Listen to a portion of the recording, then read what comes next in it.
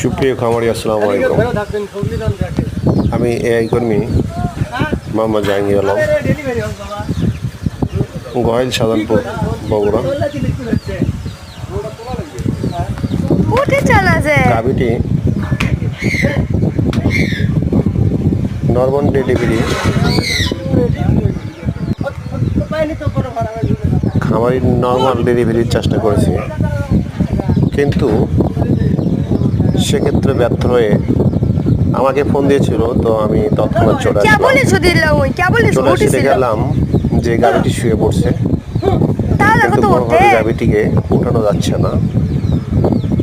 আসলে এমনভাবে ডিপ্রেশনে ভুগতেছে গাড়িটি যে উঠতে পারতেছে না।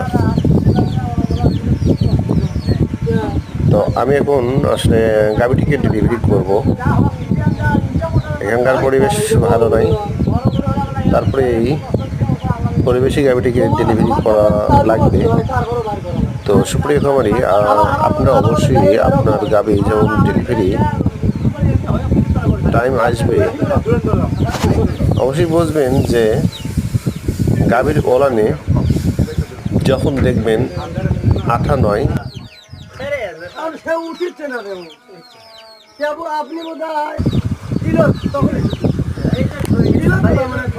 আপনাদের গাভীর ক্ষেত্রে কখনোই রিস্ক নেবেন না। তার কারণ 1 বছরের ফসল, একটি বাছুর, মা এবং বাছুর দুটোই যদি সুস্থ থাকতে চান, তাহলে অবশ্যই কোনো ঝুঁকি নেবেন না। অবশ্যই নিকটস্থ কর্মী অথবা পল্লী চিকিৎসক অথবা প্রাণী সম্পদ অধিদপ্তরের নিকট যোগাযোগ করবেন এবং আপনার গাভীটিকে ডেলিভারি করবেন এবং ঝুঁকিপূর্ণ অবস্থান থেকে ফিরিয়ে নিয়ে আসবেন।